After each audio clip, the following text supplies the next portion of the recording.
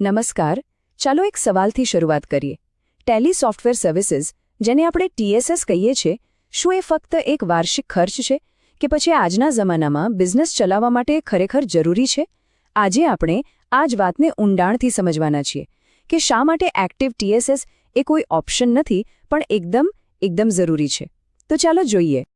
Okay, તો આજે આપણે શું જોવાના છીએ? સૌથી પહેલા આપણે એક એવી સમસ્યાની વાત કરીશું જે કદાચ બધાને નડે છે. પછી એનો ઉકેલ શું છે એ જોઈશું અને એ ઉકેલ પાછળ કઈ ટેકનોલોજી કામ કરે છે એ પણ સમજીશું. અને હા, છેલ્લે એ પણ જોઈશું કે જો એ ટેકનોલોજી હાથમાંથી જતી રહે તો કેટલું મોટું નુકસાન થઈ શકે છે. તો ચાલો શરૂઆત કરીએ એક એવી સમસ્યાથી જે લગભગ દરેક એકાઉન્ટન્ટને ખબર હશે. પેલી ઓલ્ટ ટેબવાળી કસરત ખબર છે ને? એક વિન્ડોમાં ટેલી ખુલ્લું હોય, બીજીમાં બેંકની વેબસાઇટ, અને બસ આખો દિવસ ઓલ્ટ ટેબ. આ ખાલી ટાઈમ બગાડવાની વાત નથી. સાચું કહું તો આનાથી કંટાળો આવે છે અને ભૂલો થવાની શક્યતા પણ કેટલી બધી વધી જાય છે. જરા વિચારો, બે અલગ દુનિયા છે. એક છે જૂની રીત, મેન્યુઅલ કામ. પેમેન્ટ આવ્યું કે નહીં એ ચેક કરવા માટે પહેલા બ્રાઉઝર ખોલો, પછી બેંકની સાઇટ પર લોગિન કરો, પછી પેલો OTP આવે એની રાહ જુઓ, અને પછી પાછા ટેલીમાં આવીને એન્ટ્રી પાડો. કેટલી ધીમી અને ભૂલોથી ભરેલી પ્રોસેસ છે, ખરું ને? હવે બીજી દુનિયા જુઓ, કનેક્ટેડ વર્કફ્લો. અહીં બધું જ ટેલી પ્રાઇમની અંદર જ થાય છે, એક જ સ્ક્રીન પર, એકદમ સિક્યોર અને ઓટોમેટિક. તો સવાલ એ છે કે આ ઓલ્ટ ટેબવાળી ઝંઝટમાંથી છુટકારો કેવી રીતે મળે? જવાબ: નવાઈની વાત એ છે કે ટેલી પ્રાઇમની અંદર જ છે. જી હા, એક એવું જોરદાર ફીચર જે કામ કરવાની આખી રીત જ બદલી નાખે છે. આ એક લાઇન છે ને, એ બધું જ કહી દે છે. મતલબ કે હવે આપણે બેંક માટે કામ નથી કરવાનું, હવે બેંક આપણા માટે કામ કરશે. જે બેન્કિંગનું કામ પહેલાં એક અલગ માથાકૂટ લાગતું હતું, એ હવે આપણા અકાઉન્ટિંગનો જ એક ઓટોમેટિક હિસ્સો બની જાય છે. સારું, તો આ જે કનેક્ટેડ બેન્કિંગની આખી સિસ્ટમ છે ને, એ મુખ્યત્વે 4 પાયા પર ઊભી છે. ચાલો આપણે એક કરીને આ 4 પિલર્સને સમજીએ. આ 4 મળીને એક એવું જોરદાર ફાઇનાન્શિયલ કોકપિટ બનાવે છે જ્યાંથી બધું જ કંટ્રોલ કરી શકાય. તો પહેલો અને સૌથી અગત્યનો પિલર છે બેંક સાથે ડાયરેક્ટ કનેક્શન. આને તમે એક વન ટાઈમ હેન્ડશેક જેવું સમજી શકો છો. મતલબ કે ખાલી એક જ વાર સેટઅપ કરવાનું, એ પછી ટેલી અને તમારી બેંક વચ્ચે એકદમ પાક્કું અને સિક્યોર કનેક્શન બની જાય છે. અને આખી પ્રોસેસ બહુ જ સિમ્પલ છે, કારણ કે ઓથેન્ટિકેશન સીધું બેંકના પોતાના જ પોર્ટલ પર થાય છે. અને હા, એક બહુ જ મહત્વની વાત, સિક્યોરિટી. એક વાત મગજમાં બરાબર ફિટ કરી લેજો. ટેલી ક્યારે પણ તમારો નેટ બેન્કિંગ પાસવર્ડ સ્ટોર નથી કરતું. એ એક સ્પેશિયલ સિક્યોર ટોકન સિસ્ટમ વાપરે છે. આનો સીધો મતલબ એ છે કે તમારો ડેટા એટલો જ સેફ છે જેટલો બેંકમાં હોય છે, એટલે ચિંતા કરવાની કોઈ જરૂર નથી. હવે આવે છે બીજો પિલર, લોગિન અને લોગઆઉટ. અહીં જુઓ, સગવડ અને સુરક્ષા બંનેનું પરફેક્ટ બેલેન્સ છે.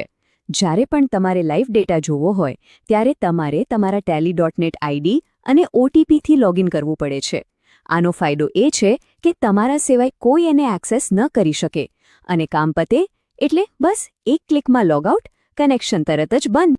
અને સૌથી મજાની વાત શું છે ખબર છે? એકવાર તમે લોગિન કરો ને એટલે આ સેશન આખું 6 કલાક સુધી એક્ટિવ રહે છે. વિચારો, આખો દિવસ વારે લોગિન કરવાની, પાસવર્ડ નાખવાની, OTPની રાહ જોવાની, એ બધી જ માથાકૂટમાંથી છુટકારો. કેટલો બધો સમય અને એનર્જી બચે નહીં? પછી આવે છે ત્રીજો પિલર, ગેટ બેલેન્સ. આ તો જાણે એક સુપરપાવર જેવું છે. ખાલી એક ક્લિક અને તમારી સામે 2 બેલેન્સ દેખાય. એક જે તમારા ચોપડા પ્રમાણે છે, અને બીજું જે ખરેખર અત્યારે બેંકમાં છે, એકદમ લાઈવ. આનાથી શું થાય? કોઈને ચેક આપતા પહેલા 100 વાર વિચારવું ન પડે. ચેક બાઉન્સ થવાનો ડર જ નહીં, હંમેશા ક્લિયર પિક્ચર. અને હવે ચોથો અને મારા મતે સૌથી ક્રાંતિકારી પિલર, ગેટ સ્ટેટમેન્ટ. જે બેંક રિકન્સિલિએશનમાં પહેલા કલાકો જતા હતા, એ હવે ભૂતકાળની વાત છે. ટેલી જાતે જ બેંકમાંથી સ્ટેટમેન્ટ ડાઉનલોડ કરી લેશે. મોટાભાગની એન્ટ્રીઓ તો ઓટોમેટિક મેચ પણ કરી દેશે. અને માની લો કે કોઈ બેંક ચાર્જ જેવી નવી એન્ટ્રી હોય તો એના માટે વાઉચર બનાવવાનું પણ સૂચન કરશે. મતલબ કે કલાકોનું કામ મિનિટોમાં. ઓકે, તો આપણે આ બધા જોરદાર ફીચર્સ તો જોયા, લાઈવ બેલેન્સ, ઓટો રિકન્સિલિએશન, બધું જ. પણ એક મિનિટ, આ બધું ચાલે છે કેવી રીતે? આટલું સ્મૂથ કનેક્શન, આની પાછળનું સિક્રેટ શું છે? આનું એન્જિન કયું છે? આ સવાલ બહુ જ અગત્યનો છે, કારણ કે આનો જે જવાબ છે ને એ જ આખી સિસ્ટમનો પાયો છે. તો આ બધા ફીચર્સને પાવર કોણ આપે છે? અને જવાબ છે ટેલી સોફ્ટવેર સર્વિસીસ, એટલે કે TSS. અને એક વાત સમજી લો, TSS એ ખાલી કોઈ વાર્ષિક સબસ્ક્રિપ્શન કે રિન્યુઅલ નથી. TSS એ એન્જિન છે, એ પાવરહાઉસ છે, જે આપણે અત્યાર સુધી જે પણ કનેક્ટેડ ફીચર્સની વાત કરી એ બધાને ચલાવે છે. લાઈવ બેન્કિંગ હોય, રિમોટ એક્સેસ હોય કે ડેટા સિંક, બધું જ TSSને કારણે જ શક્ય બને છે. તો હવે આપણે આ વિષયના સૌથી ગંભીર ભાગ પર આવીએ છીએ. શું થાય જો આ એન્જિન જ બંધ પડી જાય? જો TSS સબસ્ક્રિપ્શન એક્સપાયર થઈ જાય તો બિઝનેસ પર એની અસર કેવી અને કેટલી મોટી હોય છે? યાદ છે પેલી વાત? તે ધીમું છે, તેમાં ભૂલ થવાની શક્યતા છે, અને તે હવે જૂનું થઈ ગયું છે. આપણે શરૂઆતમાં આ વાત મેન્યુઅલ કામ માટે કહી હતી, પણ દુઃખની વાત એ છે કે જેવું તમારું TSS એક્સપાયર થાય છે, તમે ફરીથી એ જ જૂની, ધીમી અને ભૂલોવાળી દુનિયામાં પાછા ફેંકાઈ જાઓ છો. અહીં તફાવત જો એકદમ સ્પષ્ટ છે, જમીન આસમાનનો ફરક છે.